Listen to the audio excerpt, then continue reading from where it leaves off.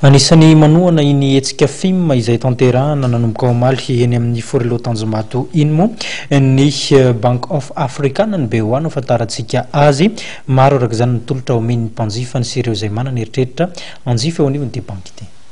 Manohana sy mandray anjara tamin'ny Foire internationale de Madagascar moa ny BOA zany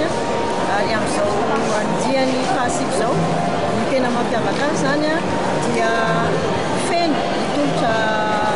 any mpanjifa satria manomboka tany amin'ny orinasa zany dia ao ny centre d'affaires miaraka amin'ny produit rehetrarehetra ho anna entreprise dia ao koa no an'ireo tolotra ho an'ny olon-tsotra